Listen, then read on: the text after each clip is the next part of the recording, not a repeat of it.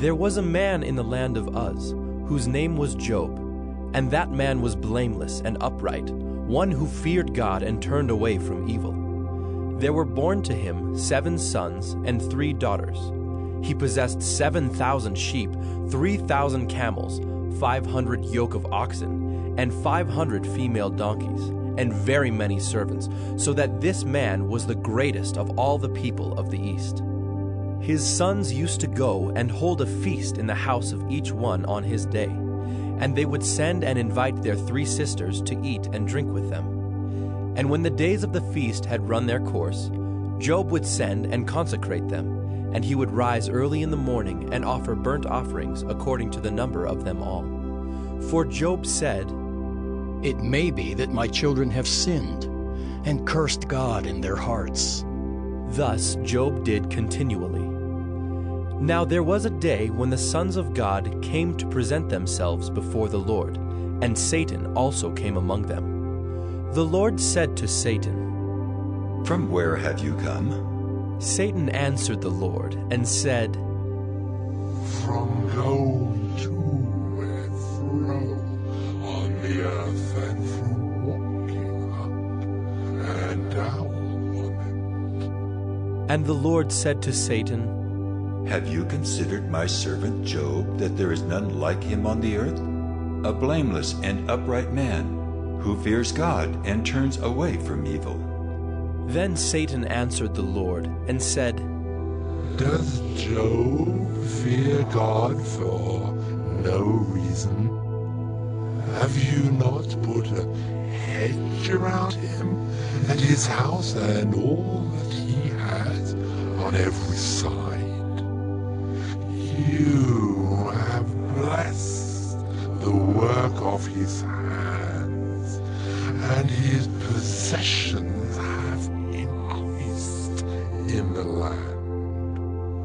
But stretch out your hand and touch all that he has, and he will curse you to your face." And the Lord said to Satan, "Behold, all that he has is in your hand. Only against him do not stretch out your hand." So Satan went out from the presence of the Lord. Now there was a day when his sons and daughters were eating and drinking wine in their oldest brother's house. And there came a messenger to Job and said, "The oxen were plowing, and the donkeys feeding beside them, and the Sabaeans fell upon them, and took them, and struck down the servants with the edge of the sword, and I alone have escaped to tell you." While he was yet speaking, there came another and said, "The fire of God fell from heaven and burned up the sheep and the servants, and consumed them, and I alone have escaped to tell you."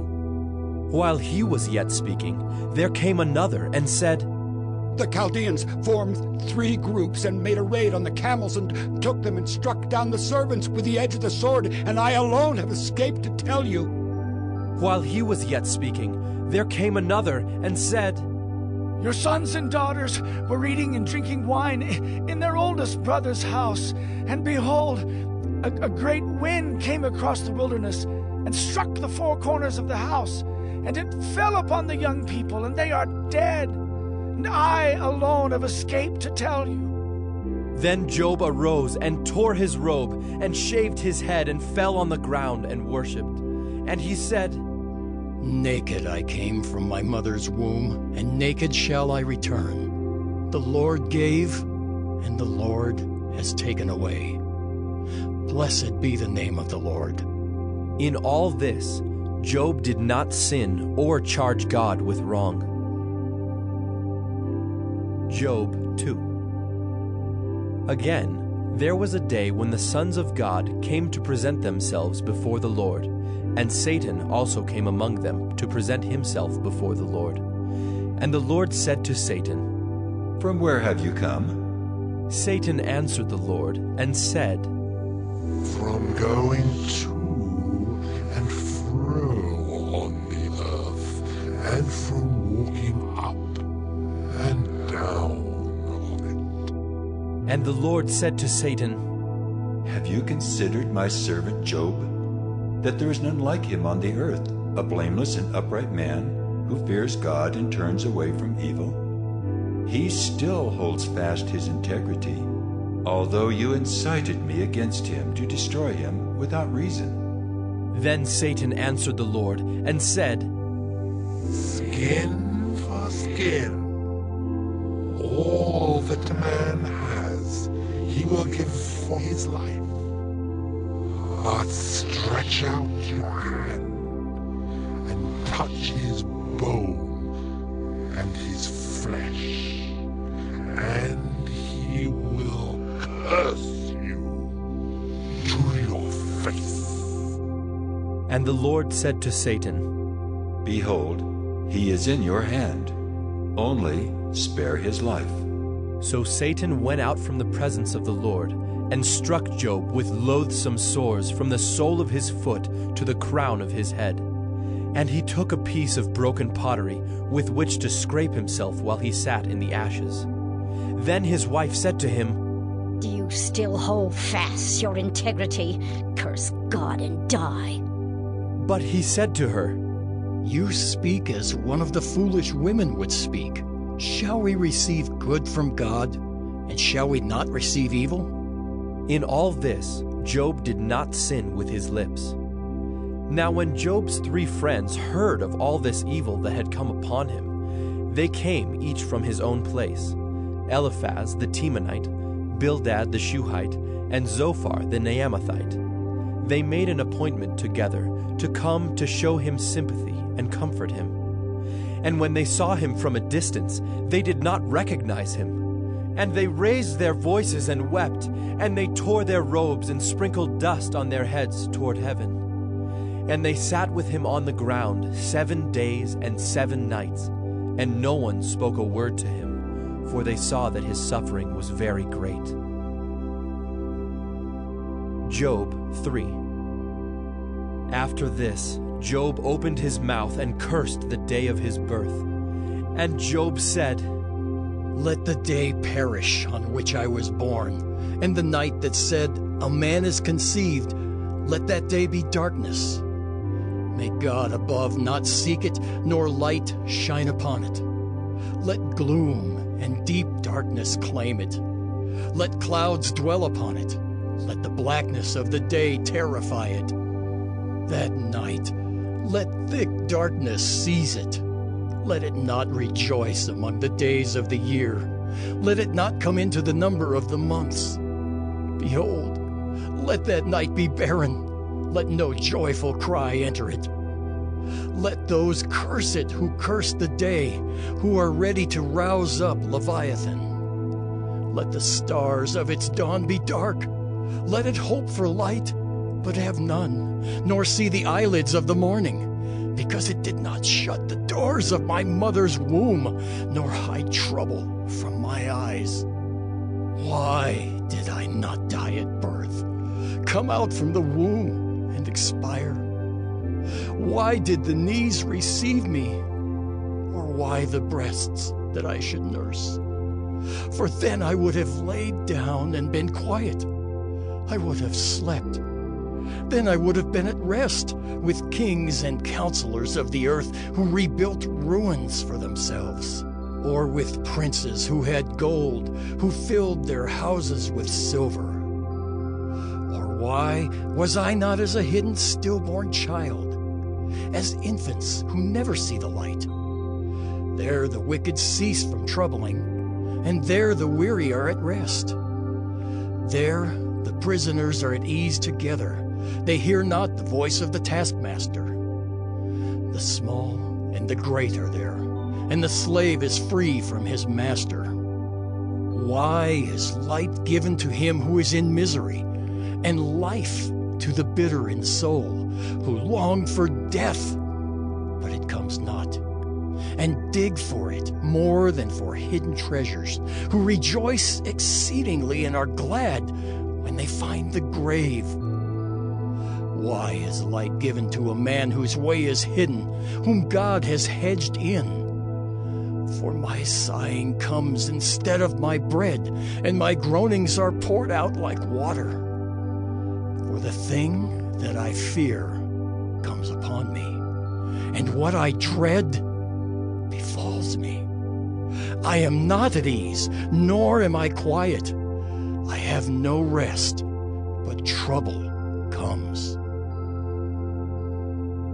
Job 4. Then Eliphaz the Temanite answered and said, If one ventures a word with you, will you be impatient? Yet who can keep from speaking? Behold, you have instructed many, and you have strengthened the weak hands. Your words have upheld him who was stumbling, and you have made firm the feeble knees. But now it has come to you, and you are impatient. It touches you, and you are dismayed. Is not your fear of God your confidence, and the integrity of your ways your hope? Remember, who that was innocent ever perished? Or where were the upright cut off? As I have seen, those who plow iniquity and sow trouble reap the same. By the breath of God they perish, and by the blast of his anger they are consumed.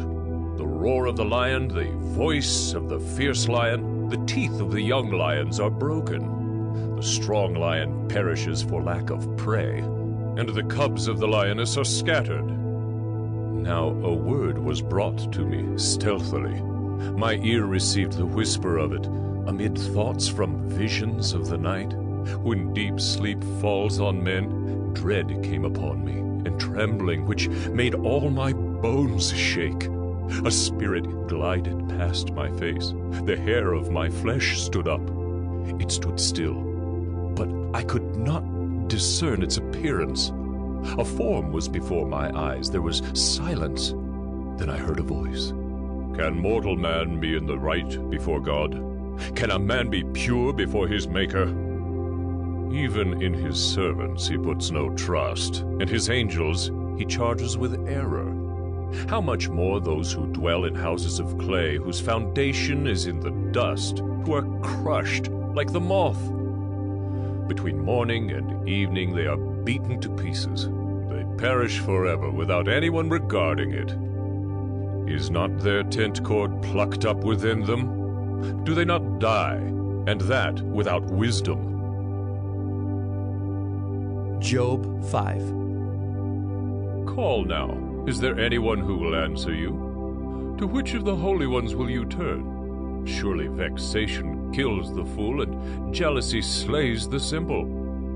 I have seen the fool taking root, but suddenly I cursed his dwelling. His children are far from safety. They are crushed in the gate, and there is no one to deliver them. The hungry eat his harvest, and he takes it even out of thorns, and the thirsty pant after his wealth. For affliction does not come from the dust, nor does trouble sprout from the ground, but man is born to trouble as the sparks fly upward. As for me, I would seek God, and to God would I commit my cause, who does great things and unsearchable, marvelous things without number. He gives rain on the earth and sends waters on the fields. He sets on high those who are lowly, and those who mourn are lifted to safety. He frustrates the devices of the crafty so that their hands achieve no success. He catches the wise in their own craftiness, and the schemes of the wily are brought to a quick end. They meet with darkness in the daytime and grope at noonday as in the night. But he saves the needy from the sword of their mouth and from the hand of the mighty, so the poor have hope, and injustice shuts her mouth. Behold, blessed is the one whom God reproves. Therefore, despise not the discipline of the Almighty. For he wounds, but he binds up. He shatters, but his hands heal. He will deliver you from 6 troubles. In 7, no evil shall touch you. In famine he will redeem you from death, and in war from the power of the sword. You shall be hidden from the lash of the tongue, and shall not fear destruction when it comes. At destruction and famine you shall laugh, and shall not fear the beasts of the earth. For you shall be in league with the stones of the field, and the beasts of the field shall be at peace with you. You shall know that your tent is at peace, and you shall inspect your fold and miss nothing. You shall know also that your offspring shall be many, and your descendants as the grass of the earth. You shall come to your grave in ripe old age, like a sheaf gathered up in its season. Behold, this we have searched out. It is true. Hear, and know it for your good. Job 6. Then Job answered and said, Oh, that my vexation were weighed, and all my calamity laid in the balances. For then it would be heavier than the sand of the sea. Therefore my words have been rash, for the arrows of the Almighty are in me. My spirit drinks their poison. The terrors of God are arrayed against me. Does the wild donkey bray when he has grass, or the ox low over his fodder? Can that which is tasteless be eaten without salt, or is there any taste in the juice of the mellow? My appetite refuses to touch them. They are as food that is loathsome to me. Oh, that I might have my request, and that God would fulfill my hope, that it would please God to crush me, that he would let loose his hand and cut me off. This would be my comfort. I would even exult in pain unsparing, for I have not denied the words of the Holy One. What is my strength that I should wait? And what is my end that I should be patient? Is my strength the strength of stones, or is my flesh bronze? Have I any help in me when resource is driven from me? He who withholds kindness from a friend forsakes the fear of the Almighty. My brothers are treacherous as a torrent bed, as torrential streams that pass away, which are dark with ice, and where the snow hides itself. When they melt, they disappear. When it is hot, they vanish from their place. The caravans turn aside from their course. They go up into the waste and perish. The caravans of Tema look. The travelers of Sheba hope. They are ashamed because they were confident. They come there and are disappointed. For you have now become nothing. You see my calamity and are afraid. Have I said, make me a gift, or from your wealth offer a bribe for me? Or deliver me from the adversary's hand? Or redeem me from the hand of the ruthless? Teach me, and I will be silent. Make me understand how I have gone astray. How forceful are upright words, but what does reproof from you reprove? Do you think that you can reprove words when the speech of a despairing man is wind? You would even cast lots over the fatherless and bargain over your friend. But now, be pleased to look at me, for I will not lie to your face. Please turn, let no injustice be done. Turn now, my vindication is at stake. Is there any injustice on my tongue? Cannot my palate discern the cause of calamity? Job 7. Has not man a hard service on earth, and are not his days like the days of a hired hand?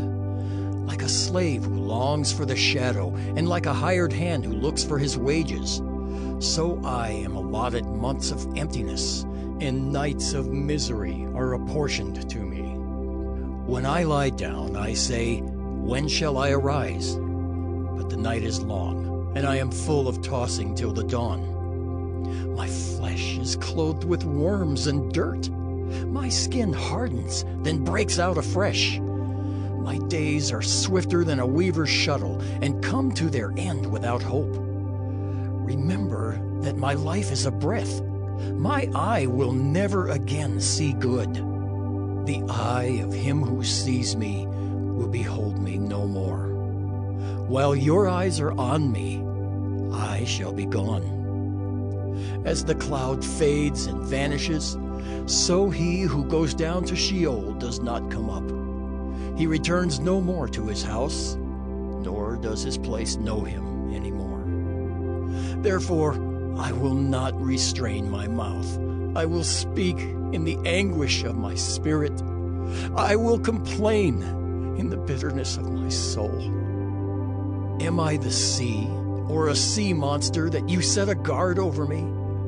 When I say, my bed will comfort me, my couch will ease my complaint, then you scare me with dreams and terrify me with visions, so that I would choose strangling and death rather than my bones. I loathe my life. I would not live forever. Leave me alone, for my days are a breath. What is man, that you make so much of him, and that you set your heart on him? Visit him every morning, and test him every moment. How long will you not look away from me, nor leave me alone till I swallow my spit? If I sin, what do I do to you, you watcher of mankind? Why have you made me your mark? Why have I become a burden to you? Why do you not pardon my transgression and take away my iniquity? For now I shall lie in the earth. You will seek me, but I shall not be. Job 8. Then Bildad the Shuhite answered and said, How long will you say these things, and the words of your mouth be a great wind? Does God pervert justice, or does the Almighty pervert the right? If your children have sinned against him, he has delivered them into the hand of their transgression. If you will seek God and plead with the Almighty for mercy, if you are pure and upright, surely then he will rouse himself for you and restore your rightful habitation. And though your beginning was small, your latter days will be very great. For inquire, please, of bygone ages, and consider what the fathers have searched out. For we are but of yesterday, and know nothing. For our days on earth are a shadow. Will they not teach you and tell you and utter words out of their understanding? Can papyrus grow where there is no marsh? Can reeds flourish where there is no water? While yet in flower and not cut down, they wither before any other plant. Such are the paths of all who forget God. The hope of the godless shall perish. His confidence is severed, and his trust is a spider's web. He leans against his house, but it does not stand. He lays hold of it, but it does not endure. He is a lush plant before the sun, and his shoots spread over his garden. His roots entwine the stone heap. He looks upon a house of stones. If he is destroyed from his place, then it will deny him, saying, I have never seen you. Behold, this is the joy of his way, and out of the soil others will spring. Behold, God will not reject a blameless man, nor take the hand of evildoers. He will yet fill your mouth with laughter and your lips with shouting. Those who hate you will be clothed with shame, and the tent of the wicked will be no more. Job 9. Then Job answered and said, Truly, I know that it is so. But how can a man be in the right before God? If one wished to contend with him, one could not answer him once in 1,000 times. He is wise in heart and mighty in strength. Who has hardened himself against him and succeeded? He who removes mountains, and they know it not when he overturns them in his anger. Who shakes the earth out of its place, and its pillars tremble. Who commands the sun, and it does not rise. Who seals up the stars. Who alone stretched out the heavens and trampled the waves of the sea. Who made the Bear and Orion, the Pleiades, and the chambers of the south. Who does great things beyond searching out, and marvelous things beyond number. Behold, he passes by me, and I see him not. He moves on, but I do not perceive him. Behold, he snatches away. Who can turn him back? Who will say to him, What are you doing? God will not turn back his anger. Beneath him bowed the helpers of Rahab. How then can I answer him, choosing my words with him? Though I am in the right, I cannot answer him. I must appeal for mercy to my accuser. If I summoned him and he answered me, I would not believe that he was listening to my voice. For he crushes me with a tempest and multiplies my wounds without cause. He will not let me get my breath, but fills me with bitterness. If it is a contest of strength, behold, he is mighty. If it is a matter of justice, who can summon him? Though I am in the right, my own mouth would condemn me. Though I am blameless, he would prove me perverse. I am blameless. I regard not myself. I loathe my life. It is all one. Therefore I say, he destroys both the blameless and the wicked. When disaster brings sudden death, he mocks at the calamity of the innocent. The earth is given into the hand of the wicked. He covers the faces of its judges. If it is not he, who then is it? My days are swifter than a runner. They flee away. They see no good. They go by like skiffs of reed, like an eagle swooping on the prey.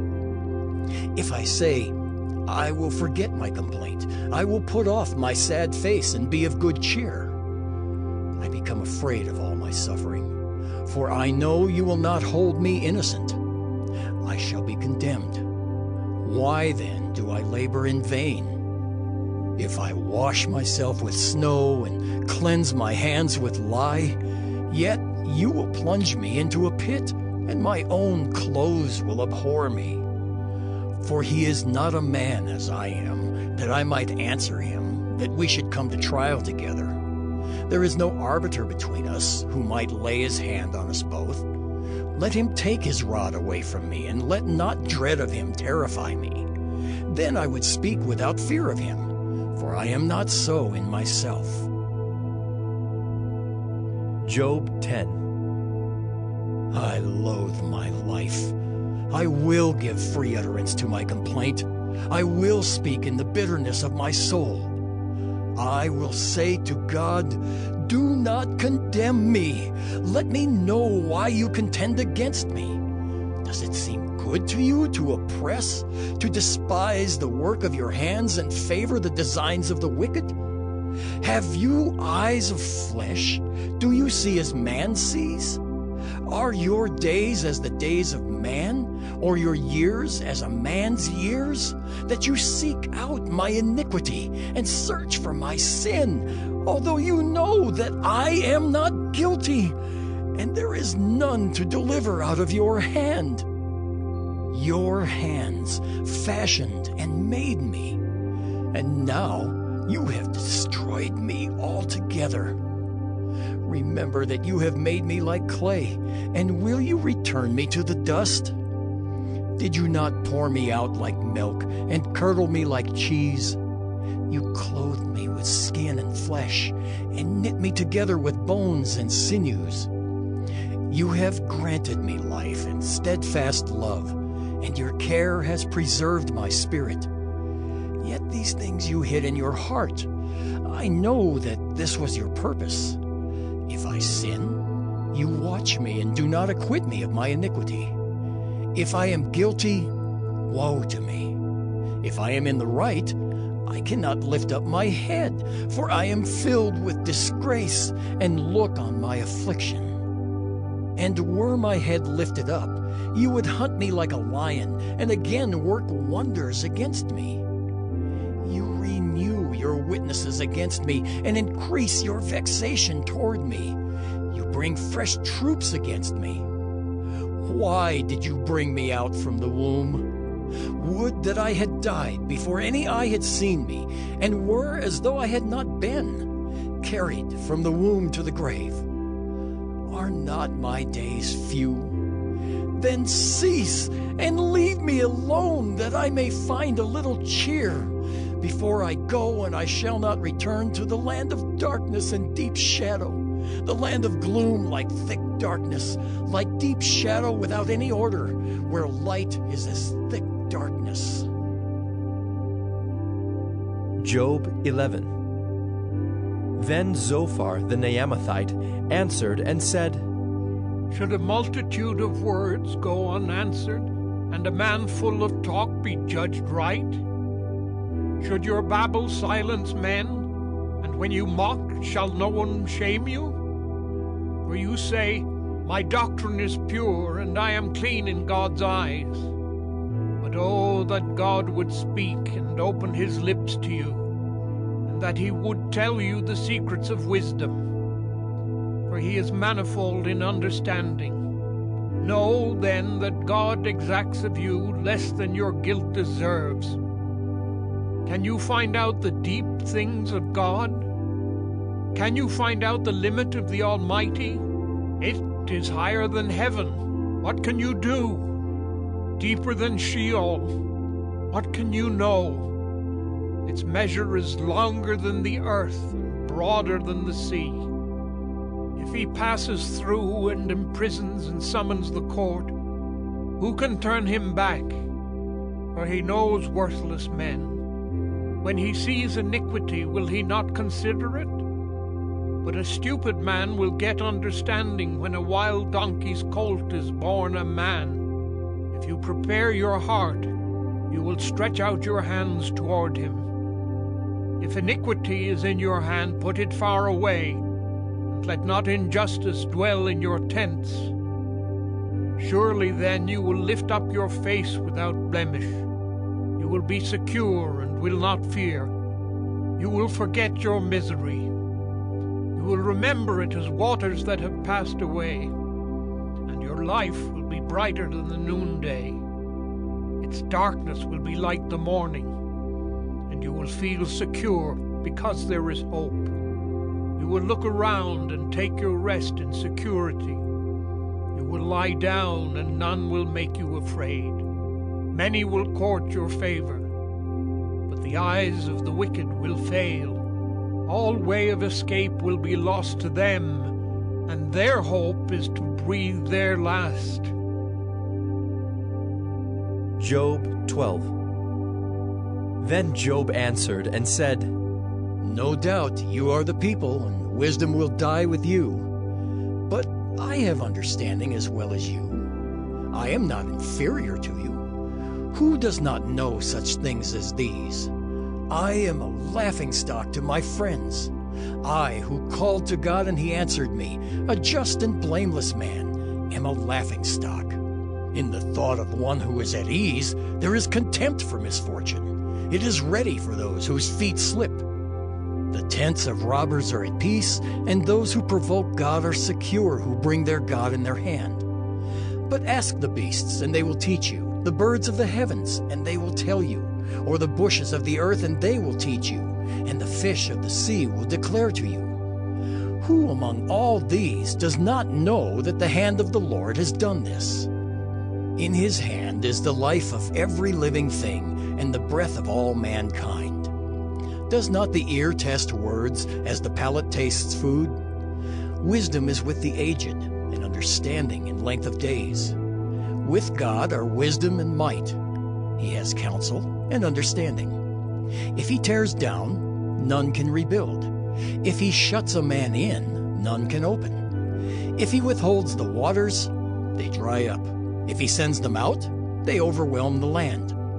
With him are strength and sound wisdom. The deceived and the deceiver are his.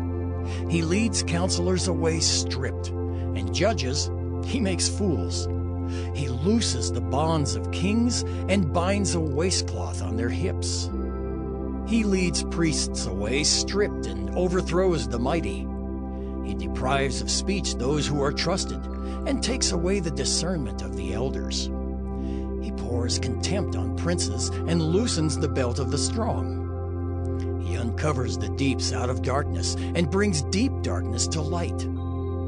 He makes nations great, and he destroys them. He enlarges nations and leads them away. He takes away understanding from the chiefs of the people of the earth and makes them wander in a pathless waste. They grope in the dark without light, and he makes them stagger like a drunken man. Job 13. Behold, my eye has seen all this, my ear has heard and understood it. What you know, I also know. I am not inferior to you. But I would speak to the Almighty, and I desire to argue my case with God. As for you, you whitewash with lies. Worthless physicians are you all. Oh, that you would keep silent, and it would be your wisdom. Hear now my argument, and listen to the pleadings of my lips. Will you speak falsely for God and speak deceitfully for him? Will you show partiality toward him? Will you plead the case for God? Will it be well with you when he searches you out? Or can you deceive him as one deceives a man? He will surely rebuke you if in secret you show partiality. Will not his majesty terrify you, and the dread of him fall upon you? Your maxims are proverbs of ashes. Your defenses are defenses of clay. Let me have silence, and I will speak, and let come on me what may. Why should I take my flesh in my teeth and put my life in my hand? Though he slay me, I will hope in him. Yet I will argue my ways to his face. This will be my salvation, that the godless shall not come before him. Keep listening to my words, and let my declaration be in your ears. Behold, I have prepared my case. I know that I shall be in the right. Who is there who will contend with me? For then I would be silent and die. Only grant me two things, then I will not hide myself from your face. Withdraw your hand far from me, and let not dread of you terrify me. Then call, and I will answer, or let me speak, and you reply to me. How many are my iniquities and my sins? Make me know my transgression and my sin. Why do you hide your face and count me as your enemy? Will you frighten a driven leaf and pursue dry chaff? For you write bitter things against me and make me inherit the iniquities of my youth. You put my feet in the stocks and watch all my paths. You set a limit for the soles of my feet. Man wastes away like a rotten thing, like a garment that is moth-eaten. Job 14.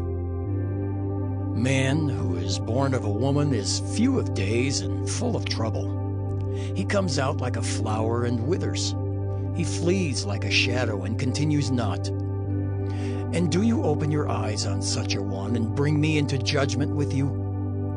Who can bring a clean thing out of an unclean? There is not one. Since his days are determined, and the number of his months is with you, and you have appointed his limits that he cannot pass, look away from him and leave him alone, that he may enjoy like a hired hand his day.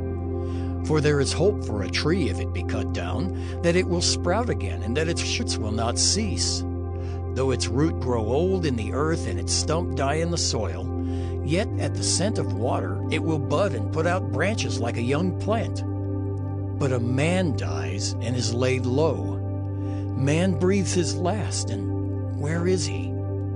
As waters fail from a lake, and a river wastes away and dries up, so a man lies down and rises not again. Till the heavens are no more, he will not awake or be roused out of his sleep. Oh, that you would hide me in Sheol, that you would conceal me until your wrath be past, that you would appoint me a set time and remember me. If a man dies, shall he live again? All the days of my service I would wait till my renewal should come. You would call, and I would answer you. You would long for the work of your hands, for then you would number my steps. You would not keep watch over my sin. My transgression would be sealed up in a bag, and you would cover over my iniquity. But the mountain falls and crumbles away, and the rock is removed from its place. The waters wear away the stones, the torrents wash away the soil of the earth. So you destroy the hope of man. You prevail forever against him, and he passes. You change his countenance and send him away. His sons come to honor, and he does not know it. They are brought low, and he perceives it not. He feels only the pain of his own body, and he mourns only for himself. Job 15. Then Eliphaz the Temanite answered and said, Should a wise man answer with windy knowledge, and fill his belly with the east wind? Should he argue in unprofitable talk or in words with which he can do no good? But you are doing away with the fear of God and hindering meditation before God. For your iniquity teaches your mouth, and you choose the tongue of the crafty. Your own mouth condemns you, and not I. Your own lips testify against you. Are you the first man who was born? Or were you brought forth before the hills? Have you listened in the counsel of God? And do you limit wisdom to yourself? What do you know that we do not know? What do you understand that is not clear to us? Both the gray-haired and the aged are among us, older than your father. Are the comforts of God too small for you, or the word that deals gently with you? Why does your heart carry you away, and why do your eyes flash, that you turn your spirit against God and bring such words out of your mouth? What is man that he can be pure, or he who is born of a woman that he can be righteous? Behold, God puts no trust in his holy ones, and the heavens are not pure in his sight. How much less one who is abominable and corrupt, a man who drinks injustice like water? I will show you. Hear me, and what I have seen I will declare. What wise men have told without hiding it from their fathers, to whom alone the land was given, and no stranger passed among them? The wicked man writhes in pain all his days, through all the years that are laid up for the ruthless. Dreadful sounds are in his ears. In prosperity the destroyer will come upon him. He does not believe that he will return out of darkness, and he is marked for the sword. He wanders abroad for bread, saying, Where is it? He knows that a day of darkness is ready at his hand. Distress and anguish terrify him. They prevail against him like a king ready for battle. Because he has stretched out his hand against God and defies the Almighty, running stubbornly against him with a thickly bossed shield, because he has covered his face with his fat and gathered fat upon his waist, and has lived in desolate cities, in houses that none should inhabit, which were ready to become heaps of ruins, he will not be rich, and his wealth will not endure, nor will his possessions spread over the earth. He will not depart from darkness. The flame will dry up his shoots, and by the breath of his mouth he will depart. Let him not trust in emptiness, deceiving himself. For emptiness will be his payment. It will be paid in full before his time, and his branch will not be green. He will shake off his unripe grape like the vine, and cast off his blossom like the olive tree. For the company of the godless is barren, and fire consumes the tents of bribery. They conceive trouble and give birth to evil, and their womb prepares deceit. Job 16. Then Job answered and said, I have heard many such things. Miserable comforters are you all. Shall windy words have an end? Or what provokes you that you answer? I also could speak as you do if you were in my place. I could join words together against you and shake my head at you. I could strengthen you with my mouth, and the solace of my lips would assuage your pain. If I speak, my pain is not assuaged, and if I forbear, how much of it leaves me? Surely now God has worn me out. He has made desolate all my company, and he has shriveled me up, which is a witness against me, and my leanness has risen up against me. It testifies to my face. He has torn me in his wrath and hated me. He has gnashed his teeth at me. My adversary sharpens his eyes against me. Men have gaped at me with their mouth. They have struck me insolently on the cheek. They mass themselves together against me. God gives me up to the ungodly and casts me into the hands of the wicked. I was at ease, and he broke me apart. He seized me by the neck and dashed me to pieces. He set me up as his target. His archers surround me. He slashes open my kidneys and does not spare. He pours out my gall on the ground. He breaks me with breach upon breach. He runs upon me like a warrior. I have sewed sackcloth upon my skin and have laid my strength in the dust. My face is red with weeping, and on my eyelids is deep darkness, although there is no violence in my hands, and my prayer is pure. O earth, cover not my blood, and let my cry find no resting place. Even now, behold, my witness is in heaven, and he who testifies for me is on high. My friends scorn me.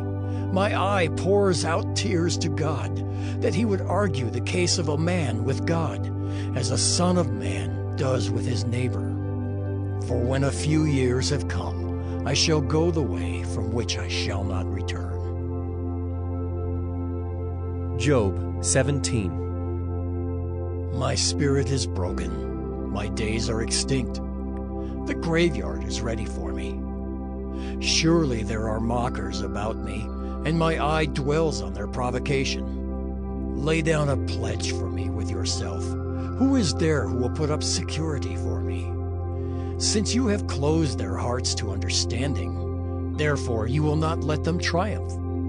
He who informs against his friends to get a share of their property, the eyes of his children will fail.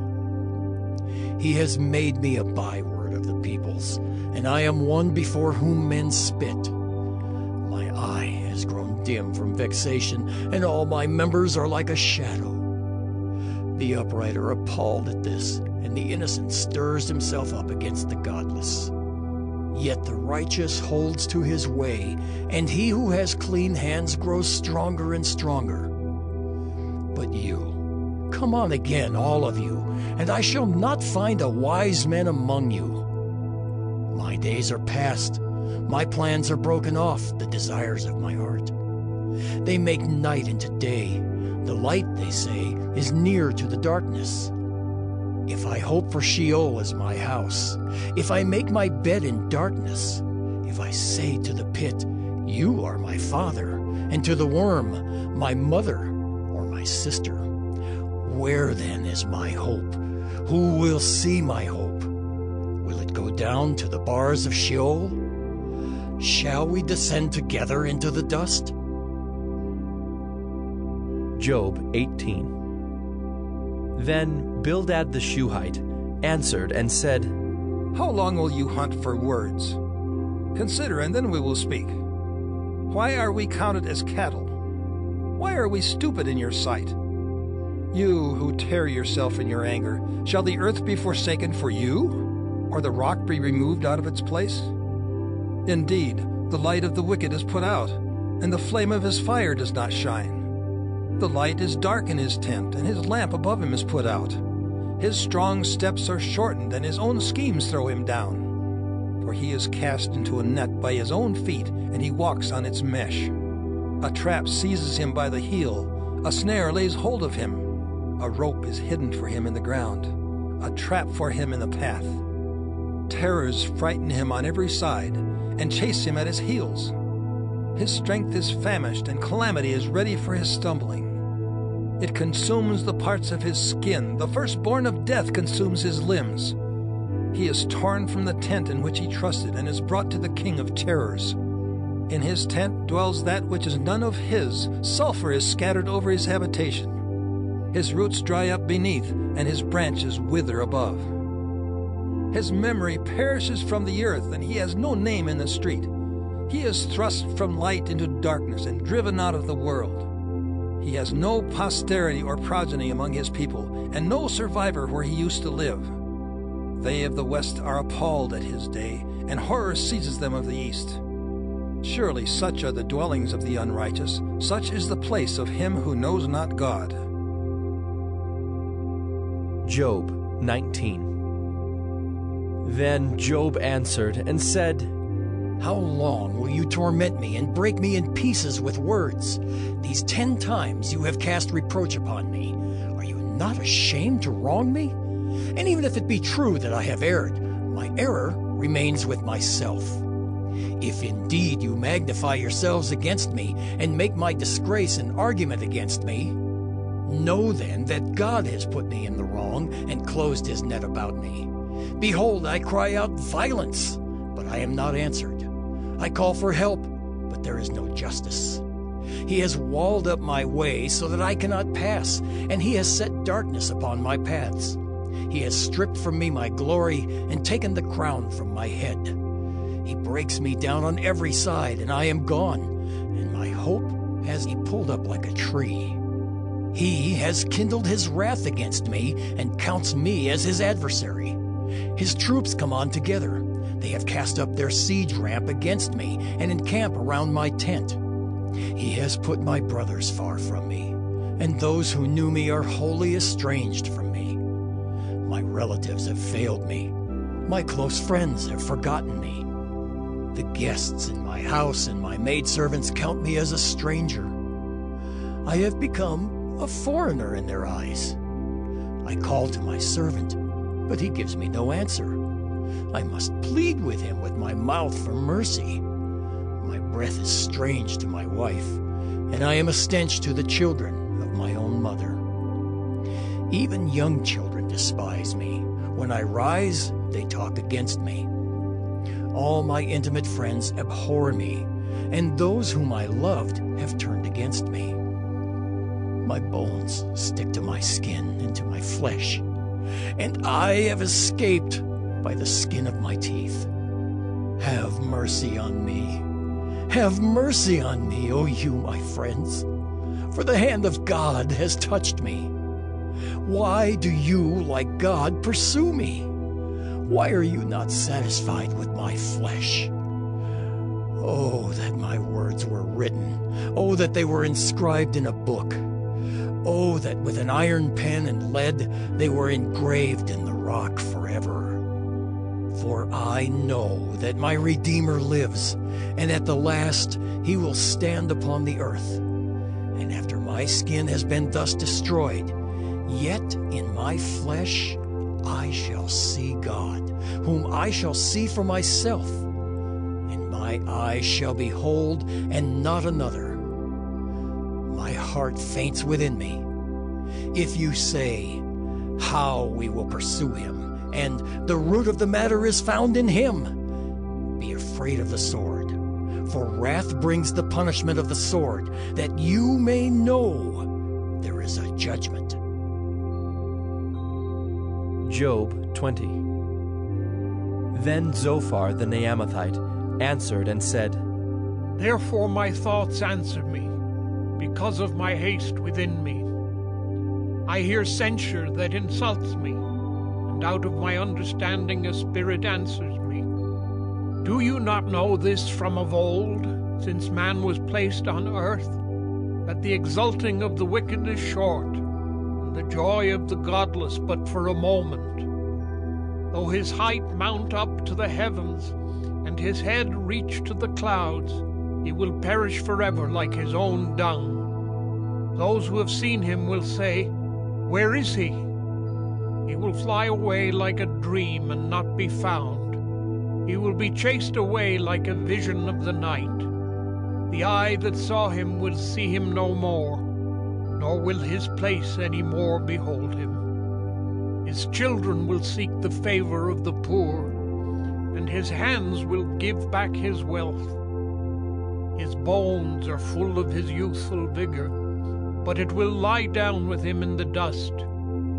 Though evil is sweet in his mouth, though he hides it under his tongue, though he is loath to let it go and holds it in his mouth, yet his food is turned in his stomach. It is the venom of cobras within him. He swallows down riches and vomits them up again. God casts them out of his belly. He would suck the poison of cobras. The tongue of a viper will kill him. He will not look upon the rivers, the streams flowing with honey and curds. He will give back the fruit of his toil and will not swallow it down. From the profit of his trading he will get no enjoyment, for he has crushed and abandoned the poor. He has seized a house that he did not build. Because he knew no contentment in his belly, he will not let anything in which he delights escape him. There was nothing left after he had eaten, therefore his prosperity will not endure. In the fullness of his sufficiency he will be in distress.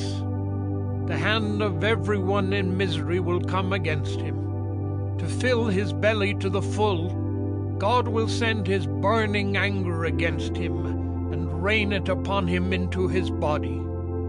He will flee from an iron weapon. A bronze arrow will strike him through. It is drawn forth, comes out of his body. The glittering point comes out of his gallbladder. Terrors come upon him. Utter darkness is laid up for his treasures.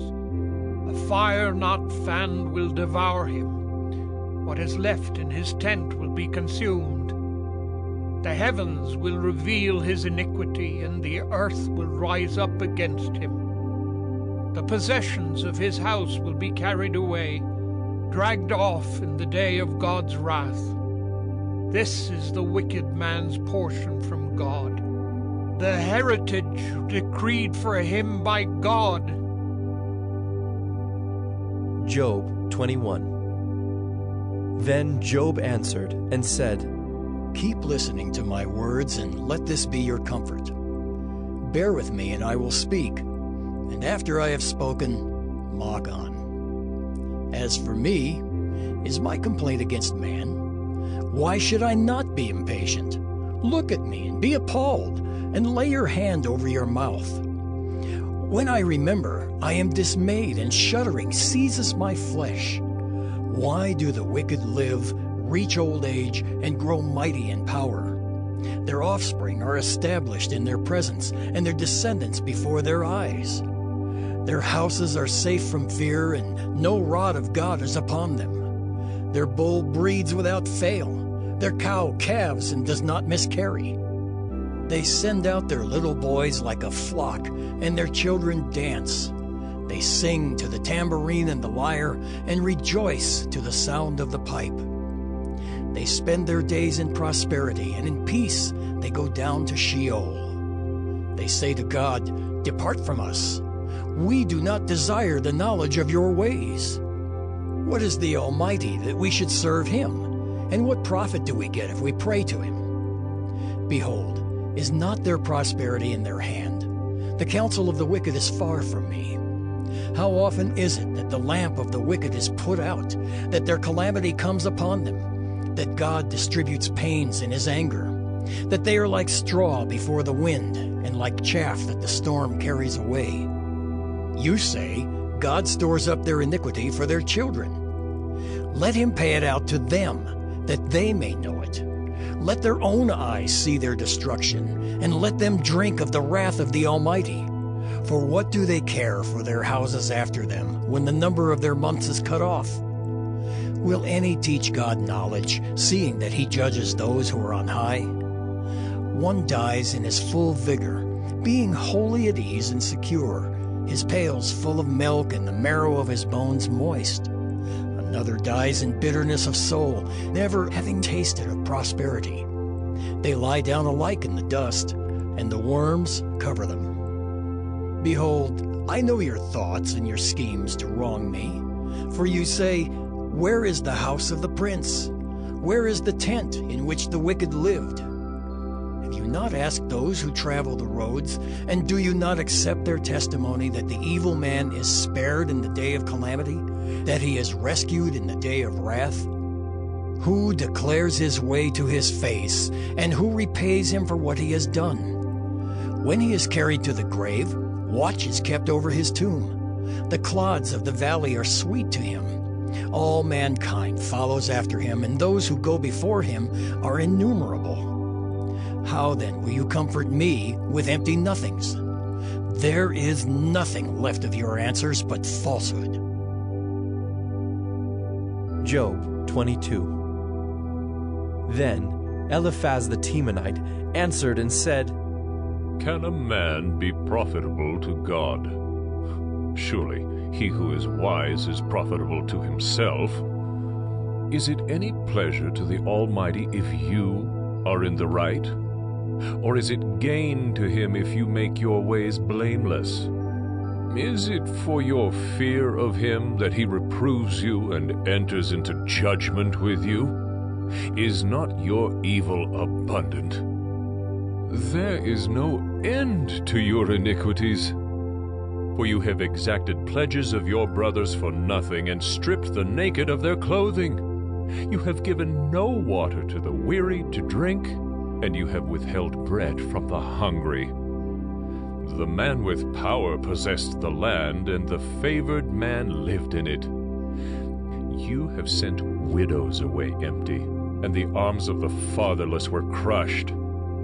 Therefore, snares are all around you, and sudden terror overwhelms you, or darkness so that you cannot see, and a flood of water covers you. Is not God high in the heavens? See the highest stars, how lofty they are? But you say, what does God know? Can he judge through the deep darkness? Thick clouds veil him so that he does not see, and he walks on the vault of heaven. Will you keep to the old way that wicked men have trod? They were snatched away before their time. Their foundation was washed away. They said to God, Depart from us, and what can the Almighty do to us? Yet he filled their houses with good things, but the counsel of the wicked is far from me. The righteous see it and are glad. The innocent one mocks at them, saying, Surely our adversaries are cut off, and what they left the fire has consumed. Agree with God, and be at peace. Thereby good will come to you. Receive instruction from his mouth, and lay up his words in your heart. If you return to the Almighty, you will be built up. If you remove injustice far from your tents, if you lay gold in the dust, and gold of Ophir among the stones of the torrent bed, then the Almighty will be your gold and your precious silver. For then you will delight yourself in the Almighty and lift up your face to God. You will make your prayer to him, and he will hear you, and he will pay your vows. You will decide on a matter, and it will be established for you. And light will shine on your ways, for when they are humbled, you say, It is because of pride. But he saves the lowly. He delivers even the one who is not innocent, who will be delivered through the cleanness of your hands. Job 23. Then Job answered and said, Today also my complaint is bitter. My hand is heavy on account of my groaning. Oh, that I knew where I might find him, that I might come even to his seat. I would lay my case before him and fill my mouth with arguments. I would know what he would answer me and understand what he would say to me. Would he contend with me in the greatness of his power? No, he would pay attention to me. There an upright man could argue with him, and I would be acquitted forever by my judge. Behold, I go forward, but he is not there, and backward, but I do not perceive him. On the left hand, when he is working, I do not behold him. He turns to the right hand, but I do not see him. But he knows the way that I take. When he has tried me, I shall come out as gold. My foot has held fast to his steps. I have kept his way, and have not turned aside. I have not departed from the commandment of his lips. I have treasured the words of his mouth more than my portion of food. But he is unchangeable, and who can turn him back? What he desires, that he does. For he will complete what he appoints for me, and many such things are in his mind. Therefore, I am terrified at his presence. When I consider, I am in dread of him. God has made my heart faint. The Almighty has terrified me. Yet I am not silenced because of the darkness, nor because thick darkness covers my face. Job 24. Why are not times of judgment kept by the Almighty? And why do those who know him never see his days? Some move landmarks. They seize flocks and pasture them. They drive away the donkey of the fatherless. They take the widow's ox for a pledge. They thrust the poor off the road. The poor of the earth all hide themselves. Behold, like wild donkeys in the desert, the poor go out to their toil, seeking game. The wasteland yields food for their children. They gather their fodder in the field, and they glean the vineyard of the wicked man. They lie all night naked, without clothing, and have no covering in the cold. They are wet with the rain of the mountains, and cling to the rock for lack of shelter. There are those who snatch the fatherless child from the breast, and they take a pledge against the poor. They go about naked without clothing. Hungry, they carry the sheaves. Among the olive rows of the wicked they make oil. They tread the winepresses, but suffer thirst. From out of the city the dying groan, and the soul of the wounded cries for help, yet God charges no one with wrong.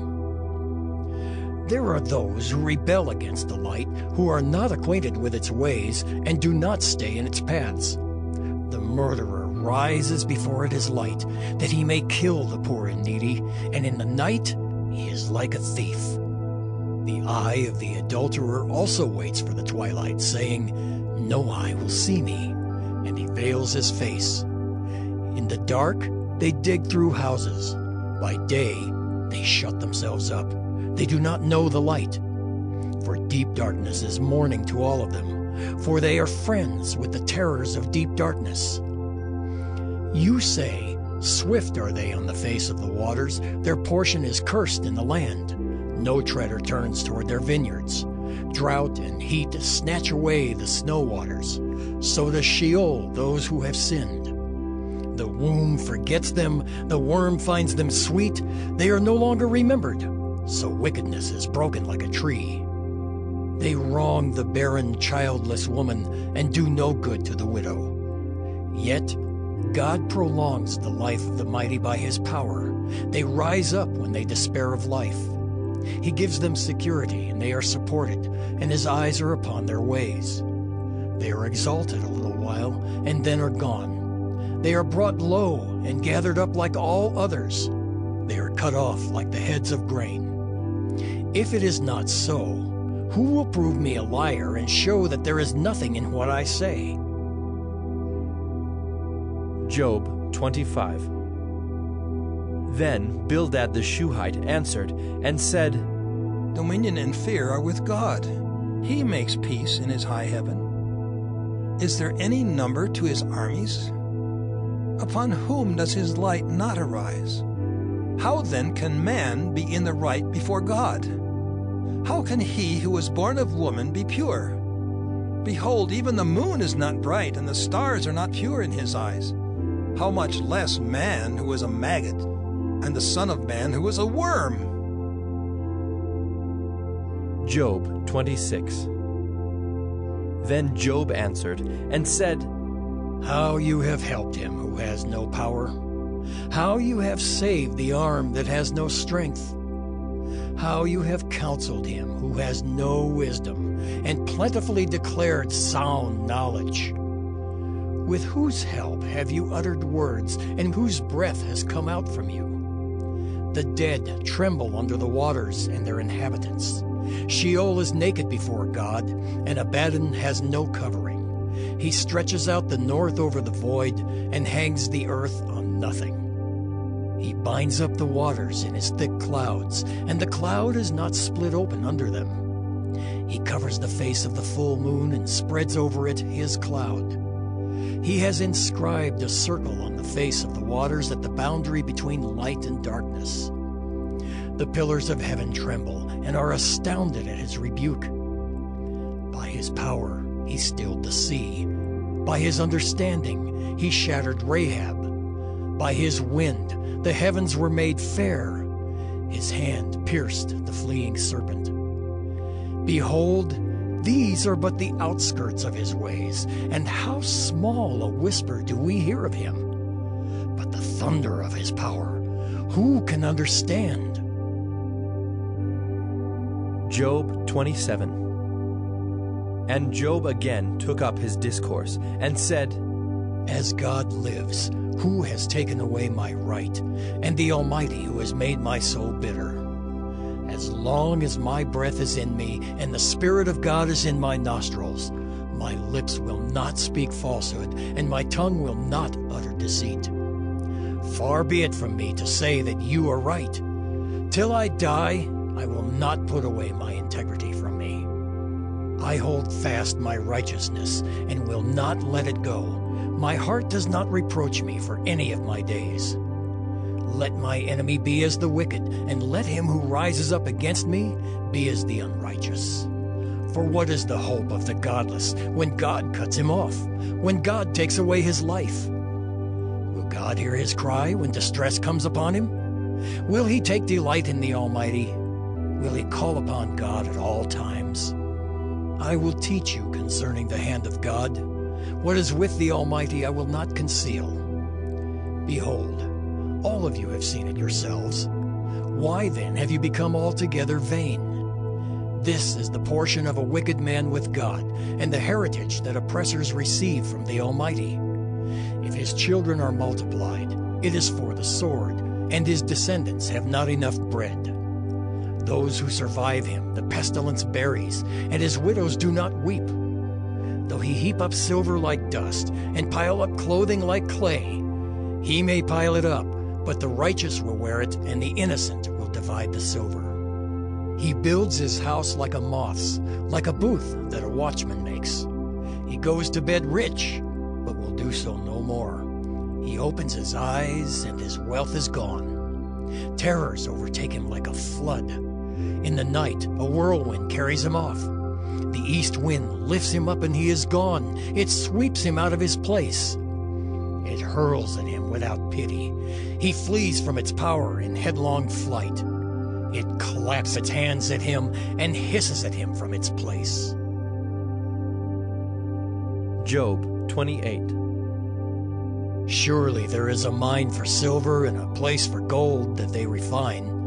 Iron is taken out of the earth, and copper is smelted from the ore. Man puts an end to darkness and searches out to the farthest limit, the ore in gloom and deep darkness. He opens shafts in a valley away from where anyone lives.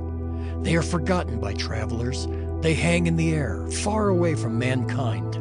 They swing to and fro.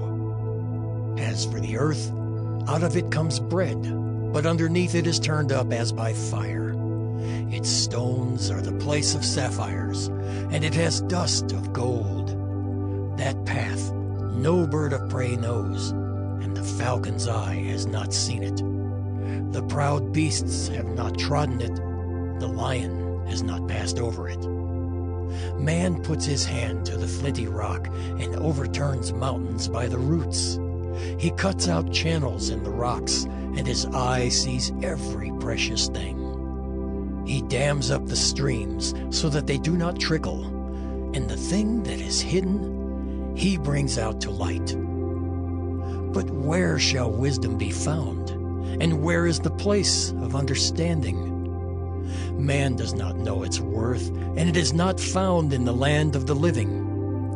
The deep says, "It is not in me," and the sea says, "It is not with me."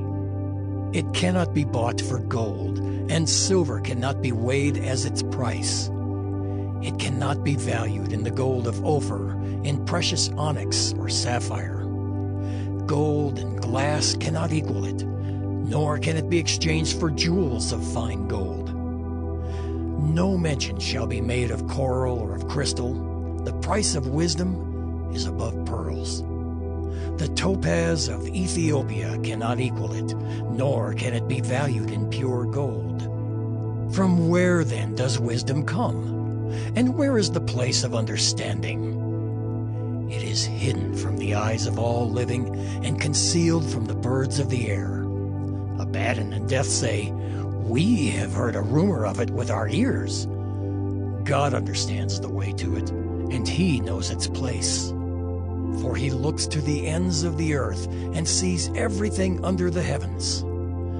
When He gave to the wind its weight and apportioned the waters by measure, when He made a decree for the rain and a way for the lightning of the thunder, then He saw it and declared it.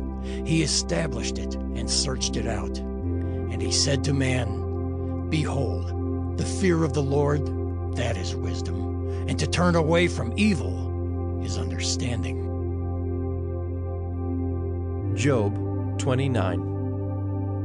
And Job again took up his discourse, and said, "Oh, that I were as in the months of old, as in the days when God watched over me, when His lamp shone upon my head, and by His light I walked through darkness as I was in my prime, when the friendship of God was upon my tent, when the Almighty was yet with me, when my children were all around me, when my steps were washed with butter, and the rock poured out for me streams of oil.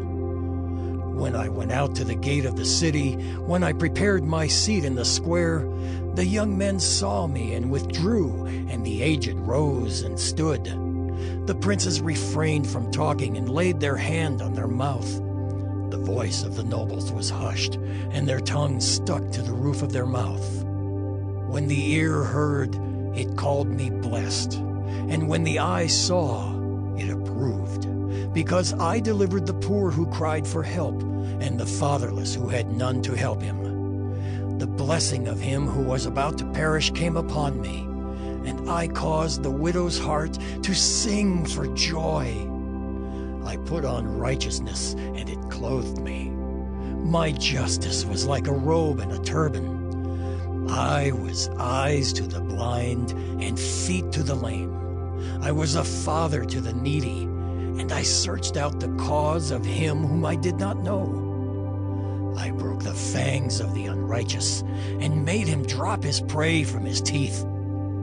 Then I thought, I shall die in my nest, and I shall multiply my days as the sand.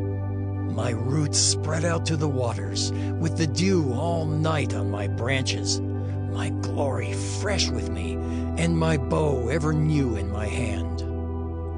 Men listened to me and waited and kept silence for my counsel. After I spoke, they did not speak again, and my word dropped upon them. They waited for me as for the rain, and they opened their mouths as for the spring rain. I smiled on them when they had no confidence, and the light of my face they did not cast down. I chose their way and sat as chief, and I lived like a king among his troops, like one who comforts mourners. Job 30. But now they laugh at me, men who are younger than I, whose fathers I would have disdained to set with the dogs of my flock. What could I gain from the strength of their hands, men whose vigor is gone? Through want and hard hunger, they gnaw the dry ground by night in waste and desolation. They pick saltwort and the leaves of bushes and the roots of the broom tree for their food. They are driven out from human company, They shout after them as after a thief. In the gullies of the torrents they must dwell, in holes of the earth and of the rocks. Among the bushes they bray, under the nettles they huddle together. A senseless, a nameless brood, they have been whipped out of the land. And now I have become their song. I am a byword to them. They abhor me. They keep aloof from me. They do not hesitate to spit at the sight of me. Because God has loosed my cord and humbled me, they have cast off restraint in my presence. On my right hand, the rabble rise. They push away my feet. They cast up against me their ways of destruction. They break up my path. They promote my calamity. They need no one to help them. As through a wide breach they come. Amid the crash they roll on. Terrors are turned upon me. My honor is pursued as by the wind, and my prosperity has passed away like a cloud. And now my soul is poured out within me. Days of affliction have taken hold of me. The night racks my bones, and the pain that gnaws me takes no rest. With great force, my garment is disfigured. It binds me about like the collar of my tunic. God has cast me into the mire, and I have become like dust and ashes. I cry to you for help, and you do not answer me. I stand, and you only look at me. You have turned cruel to me. With the might of your hand you persecute me. You lift me up on the wind. You make me ride on it, and you toss me about in the roar of the storm. For I know that you will bring me to death and to the house appointed for all living. Yet does not one in a heap of ruins stretch out his hand and in his disaster cry for help? Did not I weep for him whose day was hard? Was not my soul grieved for the needy? But when I hoped for good, evil came. And when I waited for light, darkness came. My inward parts are in turmoil and never still. Days of affliction come to meet me. I go about darkened, but not by the sun. I stand up in the assembly and cry for help. I am a brother of jackals and a companion of ostriches. My skin turns black and falls from me, and my bones burn with heat. My lyre is turned to mourning, and my pipe to the voice of those who weep. Job 31. I have made a covenant with my eyes. How then could I gaze at a virgin? What would be my portion from God above and my heritage from the Almighty on high? Is not calamity for the unrighteous and disaster for the workers of iniquity? Does not he see my ways and number all my steps? If I have walked with falsehood and my foot has hastened to deceit, let me be weighed in a just balance, and let God know my integrity. If my step is turned aside from the way and my heart has gone after my eyes, and if any spot is stuck to my hands, then let me sow and another eat, and let what grows from me be rooted out. If my heart has been enticed toward a woman, and I have lain in wait at my neighbor's door, then let my wife grind for another, and let others bow down on her. For that would be a heinous crime. That would be an iniquity to be punished by the judges. For that would be a fire that consumes as far as Abaddon, and it would burn to the root all my increase. If I have rejected the cause of my manservant or my maidservant when they brought a complaint against me, what then shall I do when God rises up? When he makes inquiry, what shall I answer him? Did not he who made me in the womb make him? And did not one fashion us in the womb? If I have withheld anything that the poor desired, or have caused the eyes of the widow to fail, or have eaten my morsel alone, and the fatherless has not eaten of it, for from my youth the fatherless grew up with me as with a father, and from my mother's womb I guided the widow. If I have seen anyone perish for lack of clothing, or the needy without covering, if his body has not blessed me, and if he was not warmed with the fleece of my sheep, if I have raised my hand against the fatherless because I saw my help in the gate, then let my shoulder blade fall from my shoulder, and let my arm be broken from its socket. For I was in terror of calamity from God, and I could not have faced his majesty. If I have made gold my trust, or called fine gold my confidence, if I have rejoiced because my wealth was abundant, or because my hand had found much, if I have looked at the sun when it shone, or the moon moving in splendor, and my heart has been secretly enticed, and my mouth has kissed my hand, this also would be an iniquity to be punished by the judges, for I would have been false to God above. If I have rejoiced at the ruin of him who hated me, or exulted when evil overtook him, I have not let my mouth sin by asking for his life with a curse. If the men of my tent have not said, "Who is there that has not been filled with his meat?" The sojourner has not lodged in the street, I have opened my doors to the traveler. If I have concealed my transgressions as others do, by hiding my iniquity in my bosom, because I stood in great fear of the multitude, and the contempt of families terrified me, so that I kept silence and did not go out of doors. Oh, that I had one to hear me. Here is my signature. Let the Almighty answer me. Oh, that I had the indictment written by my adversary. Surely I would carry it on my shoulder. I would bind it on me as a crown. I would give him an account of all my steps. Like a prince I would approach him. If my land has cried out against me, and its furrows have wept together, if I have eaten its yield without payment, and made its owners breathe their last, let thorns grow instead of wheat, and foul weeds instead of barley. The words of Job are ended.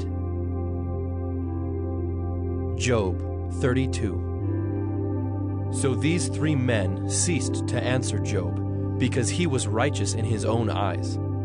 Then Elihu, the son of Barachel the Buzite, of the family of Ram, burned with anger. He burned with anger at Job, because he justified himself rather than God. He burned with anger also at Job's three friends, because they had found no answer, although they had declared Job to be in the wrong. Now Elihu had waited to speak to Job, because they were older than he. And when Elihu saw that there was no answer in the mouth of these three men, he burned with anger. And Elihu, the son of Barachel the Buzite, answered and said, I am young in years, and you are aged. Therefore I was timid and afraid to declare my opinion to you. I said, Let days speak, and many years teach wisdom. But it is the spirit in man, the breath of the Almighty, that makes him understand. It is not the old who are wise, nor the aged who understand what is right. Therefore I say, Listen to me. Let me also declare my opinion. Behold, I waited for your words. I listened for your wise sayings while you searched out what to say. I gave you my attention. And behold, there was none among you who refuted Job or who answered his words. Beware lest you say, We have found wisdom. God may vanquish him, not a man. He has not directed his words against me, and I will not answer him with your speeches. They are dismayed. They answer no more. They have not a word to say. And shall I wait, because they do not speak? Because they stand there and answer no more? I also will answer with my share. I also will declare my opinion. For I am full of words. The spirit within me constrains me. Behold, my belly is like wine that has no vent, like new wineskins ready to burst. I must speak, that I may find relief. I must open my lips and answer. I will not show partiality to any man, or use flattery toward any person, for I do not know how to flatter, else my Maker would soon take me away. Job 33. But now, hear my speech, O Job, and listen to all my words. Behold, I open my mouth, the tongue in my mouth speaks. My words declare the uprightness of my heart, and what my lips know, they speak sincerely. The Spirit of God has made me, and the breath of the Almighty gives me life. Answer me if you can. Set your words in order before me. Take your stand. Behold, I am toward God as you are. I too was pinched off from a piece of clay. Behold, no fear of me need terrify you. My pressure will not be heavy upon you. Surely you have spoken in my ears, and I have heard the sound of your words. You say, I am pure without transgression. I am clean, and there is no iniquity in me. Behold, he finds occasions against me. He counts me as his enemy. He puts my feet in the stocks and watches all my paths. Behold, in this you are not right. I will answer you, for God is greater than man. Why do you contend against him, saying he will answer none of man's words? For God speaks in one way, and in two, though man does not perceive it. In a dream, in a vision of the night, when deep sleep falls on men, while they slumber on their beds. Then he opens the ears of men and terrifies them with warnings, that he may turn man aside from his deed and conceal pride from a man. He keeps back his soul from the pit, his life from perishing by the sword. Man is also rebuked with pain on his bed and with continual strife in his bones, so that his life loathes bread and his appetite the choicest food. His flesh is so wasted away that it cannot be seen, and his bones that were not seen stick out. His soul draws near the pit, and his life to those who bring death. If there be for him an angel, a mediator, one of the 1,000, to declare to man what is right for him, and he is merciful to him and says, Deliver him from going down into the pit. I have found a ransom. Let his flesh become fresh with youth. Let him return to the days of his youthful vigor.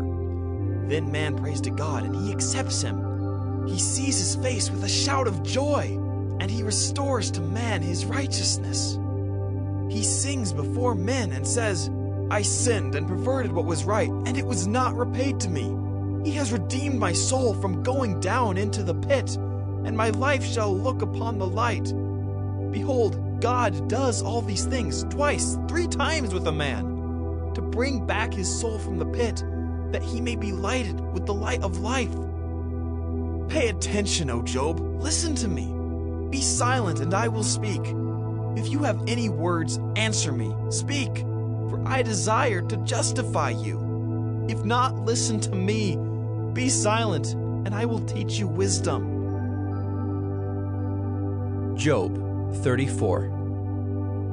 Then Elihu answered and said, Hear my words, you wise men, and give ear to me, you who know, for the ear tests words as the palate tastes food. Let us choose what is right. Let us know among ourselves what is good. For Job has said, I am in the right, and God has taken away my right.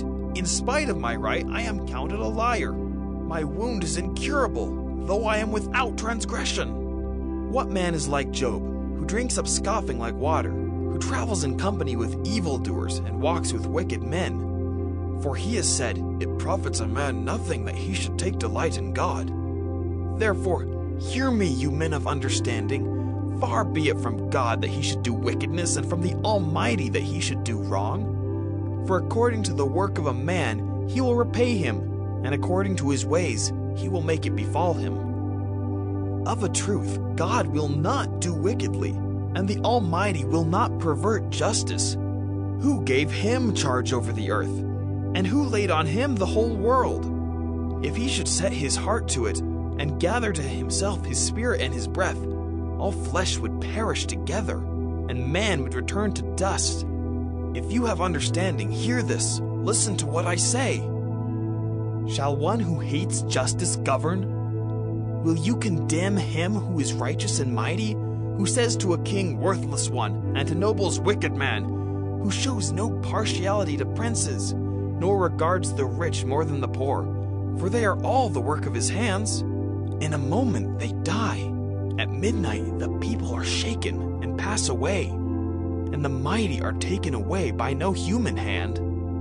For his eyes are in the ways of a man, and he sees all his steps. There is no gloom or deep darkness where evildoers may hide themselves. For God has no need to consider a man further, that he should go before God in judgment. He shatters the mighty without investigation, and sets others in their place. Thus, knowing their works, he overturns them in the night, and they are crushed. He strikes them for their wickedness in a place for all to see, because they turned aside from following him, and had no regard for any of his ways, so that they caused the cry of the poor to come to him, and he heard the cry of the afflicted. When he is quiet, who can condemn? When he hides his face, who can behold him? Whether it be a nation or a man, that a godless man should not reign, that he should not ensnare the people. For has anyone said to God, I have borne punishment, I will not offend any more. Teach me what I do not see. If I have done iniquity, I will do it no more. Will he then make repayment to suit you, because you reject it? For you must choose, and not I. Therefore, declare what you know. Men of understanding will say to me, and the wise man who hears me will say, Job speaks without knowledge. His words are without insight. Would that Job were tried to the end, because he answers like wicked men. For he adds rebellion to his sin. He claps his hands among us and multiplies his words against God. Job 35. And Elihu answered and said, Do you think this to be just? Do you say, it is my right before God? That you ask, what advantage have I? How am I better off than if I had sinned? I will answer you, and your friends with you. Look at the heavens and see, and behold the clouds, which are higher than you. If you have sinned, what do you accomplish against him? And if your transgressions are multiplied, what do you do to him? If you are righteous, what do you give to him? Or what does he receive from your hand? Your wickedness concerns a man like yourself, and your righteousness a son of man. Because of the multitude of oppressions, people cry out. They call for help because of the arm of the mighty. But none says, Where is God, my Maker, who gives songs in the night, who teaches us more than the beasts of the earth, and makes us wiser than the birds of the heavens? There they cry out, but he does not answer, because of the pride of evil men. Surely God does not hear an empty cry, nor does the Almighty regard it.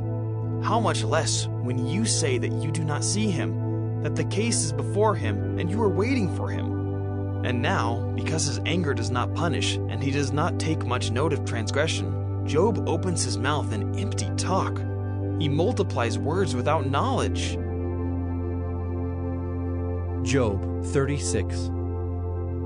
And Elihu continued and said, Bear with me a little, and I will show you, for I have yet something to say on God's behalf.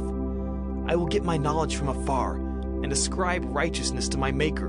For truly, my words are not false. One who is perfect in knowledge is with you. Behold, God is mighty, and does not despise any. He is mighty in strength of understanding. He does not keep the wicked alive, but gives the afflicted their right. He does not withdraw his eyes from the righteous, but with kings on the throne, he sets them forever, and they are exalted. And if they are bound in chains, and caught in the cords of affliction, then he declares to them their work and their transgressions, that they are behaving arrogantly. He opens their ears to instruction, and commands that they return from iniquity. If they listen and serve him, they complete their days in prosperity, and their years in pleasantness. But if they do not listen, they perish by the sword, and die without knowledge. The godless in heart cherish anger. They do not cry for help when he binds them. They die in youth, and their life ends among the cult prostitutes. He delivers the afflicted by their affliction, and opens their ear by adversity. He also allured you out of distress into a broad place where there was no cramping, and what was set on your table was full of fatness. But you are full of the judgment on the wicked. Judgment and justice seize you. Beware, lest wrath entice you into scoffing, and let not the greatness of the ransom turn you aside. Will your cry for help avail to keep you from distress, or all the force of your strength? Do not long for the night when peoples vanish in their place. Take care, do not turn to iniquity, for this you have chosen rather than affliction. Behold, God is exalted in his power. Who is a teacher like him? Who has prescribed for him his way, or who can say, you have done wrong? Remember to extol his work of which men have sung. All mankind has looked on it. Man beholds it from afar. Behold, God is great, and we know him not. The number of his years is unsearchable. For he draws up the drops of water. They distill his mist in rain, which the skies pour down and drop on mankind abundantly. Can anyone understand the spreading of the clouds, the thunderings of his pavilion? Behold, he scatters his lightning about him, and covers the roots of the sea. For by these he judges peoples, he gives food in abundance. He covers his hands with the lightning, and commands it to strike the mark.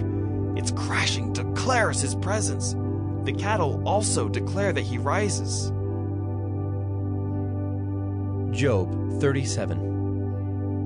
At this also my heart trembles and leaps out of its place. Keep listening to the thunder of his voice and the rumbling that comes from his mouth. Under the whole heaven he lets it go, and his lightning to the corners of the earth. After it, his voice roars. He thunders with his majestic voice, and he does not restrain the lightnings when his voice is heard. God thunders wondrously with his voice.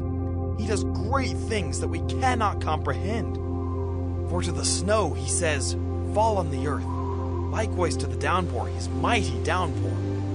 He seals up the hand of every man, that all men whom he made may know it. Then the beasts go into their lairs, and remain in their dens. From its chamber comes the whirlwind, and cold from the scattering winds. By the breath of God, ice is given, and the broad waters are frozen fast. He loads the thick cloud with moisture. The clouds scatter his lightning.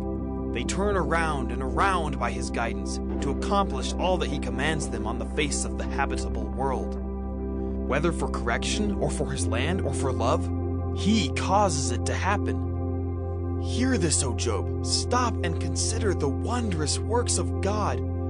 Do you know how God lays his command upon them, and causes the lightning of his cloud to shine? Do you know the balancings of the clouds, the wondrous works of him who is perfect in knowledge? You whose garments are hot when the earth is still because of the south wind? Can you, like him, spread out the skies, hard as a cast metal mirror? Teach us what we shall say to him. We cannot draw up our case because of darkness. Shall it be told him that I would speak?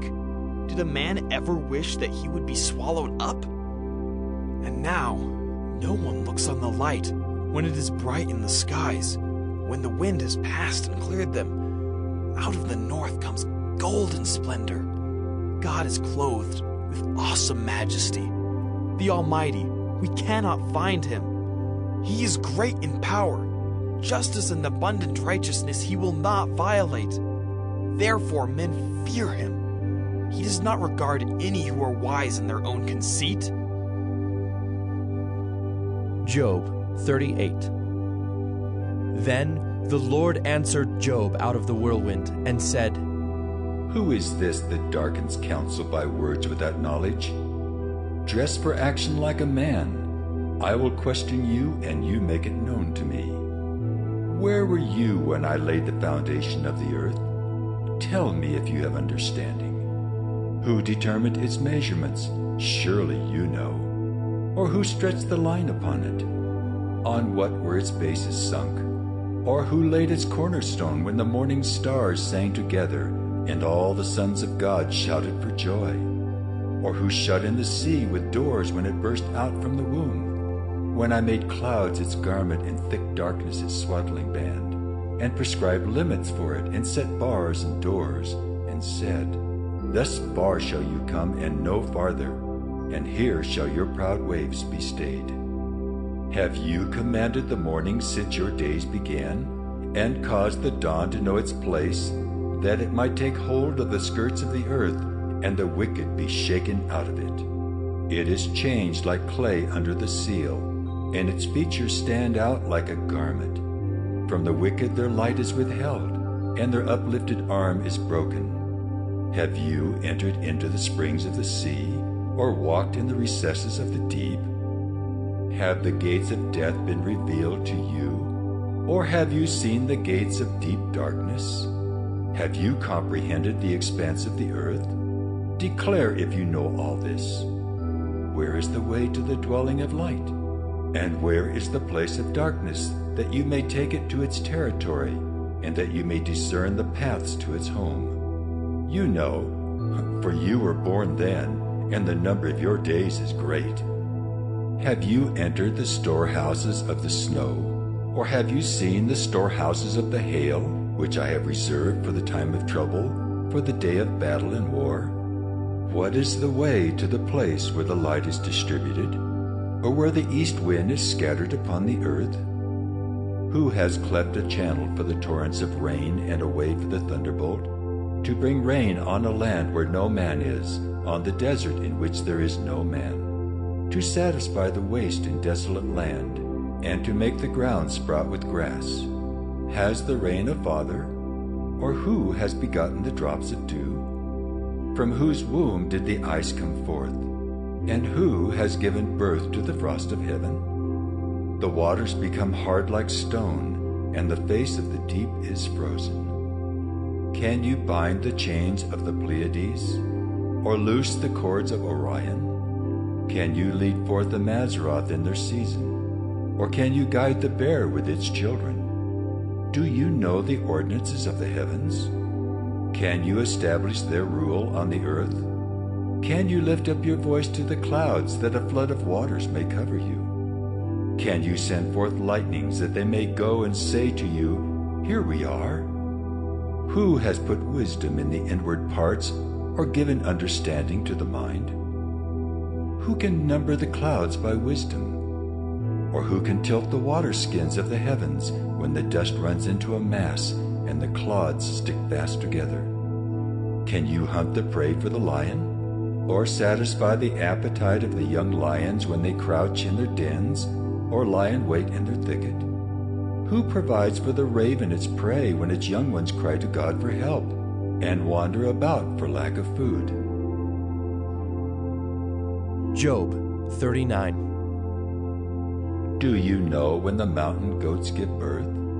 Do you observe the calving of the does? Can you number the months that they fulfill?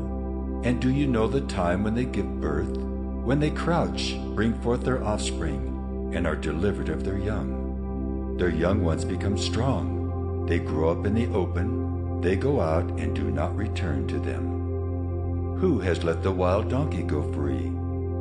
Who has loosed the bonds of the swift donkey, to whom I have given the arid plain for his home, and the salt land for his dwelling place?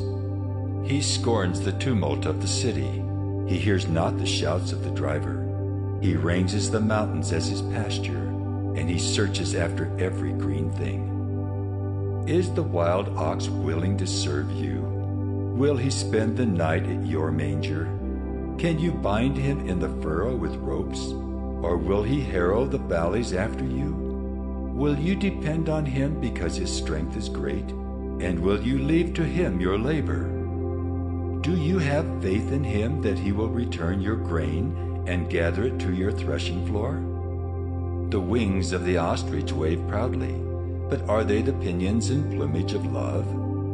For she leaves her eggs to the earth, and lets them be warmed on the ground, forgetting that a foot may crush them, and that the wild beast may trample them. She deals cruelly with her young, as if they were not hers. Though her labor be in vain, yet she has no fear, because God has made her forget wisdom, and given her no share in understanding. When she rouses herself to flee, she laughs at the horse and his rider. Do you give the horse his might? Do you clothe his neck with a mane? Do you make him leap like the locust? His majestic snorting is terrifying. He paws in the valley and exults in his strength. He goes out to meet the weapons. He laughs at fear and is not dismayed. He does not turn back from the sword.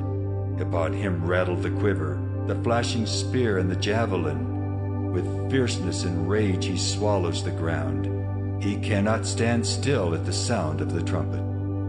When the trumpet sounds, he says, "Aha!" He smells the battle from afar, the thunder of the captains and the shouting. Is it by your understanding that the hawk soars and spreads his wings toward the south? Is it at your command that the eagle mounts up and makes his nest on high? On the rock he dwells and makes his home, on the rocky crag and stronghold. From there he spies out the prey. His eyes behold it from far away. His young ones suck up blood, and where the slain are, there is he. Job 40.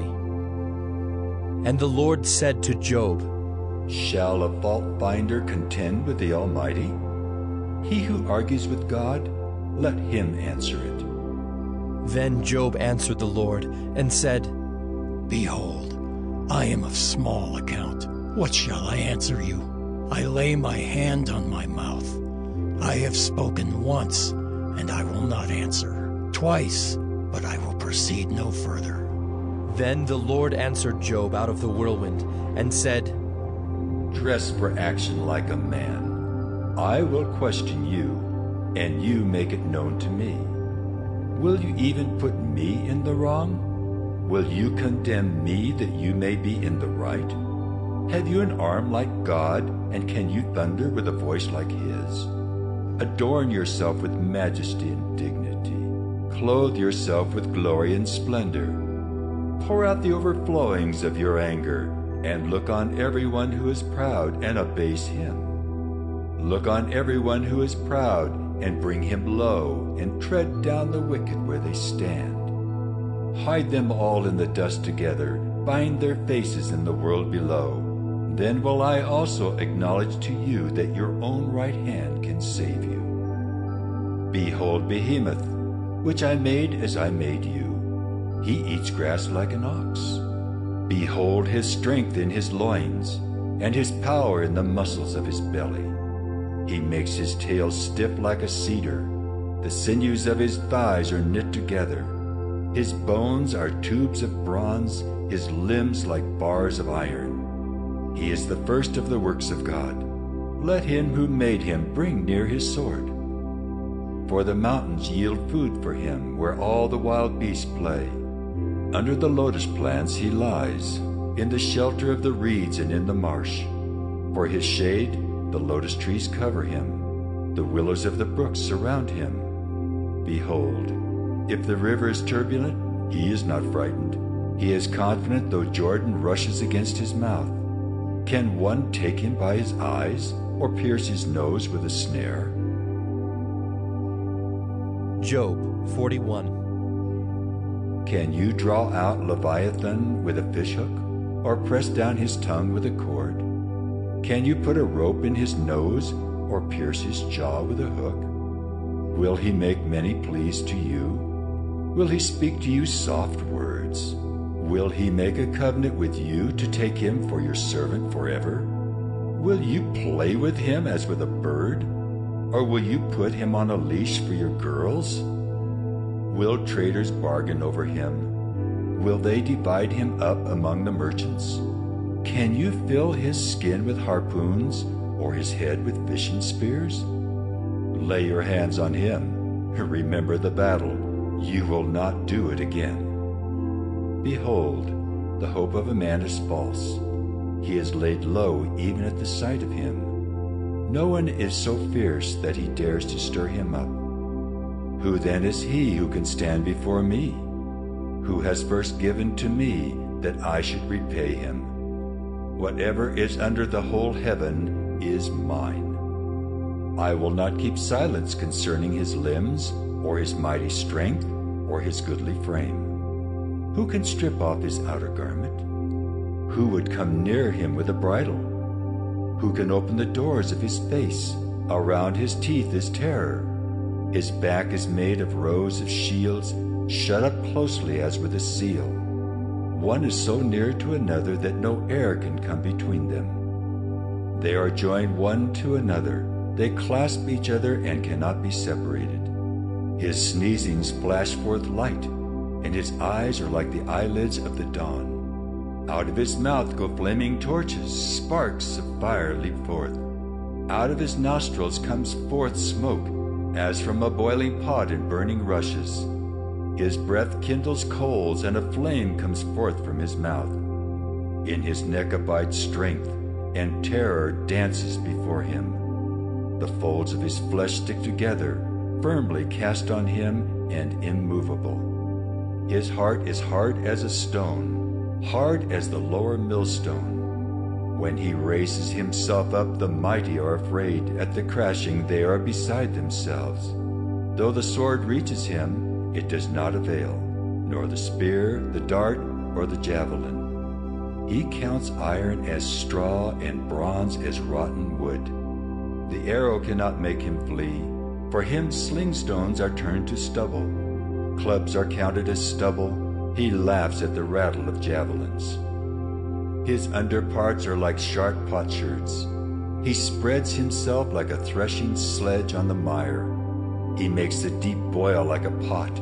He makes the sea like a pot of ointment. Behind him he leaves a shining wake. One would think the deep to be white-haired.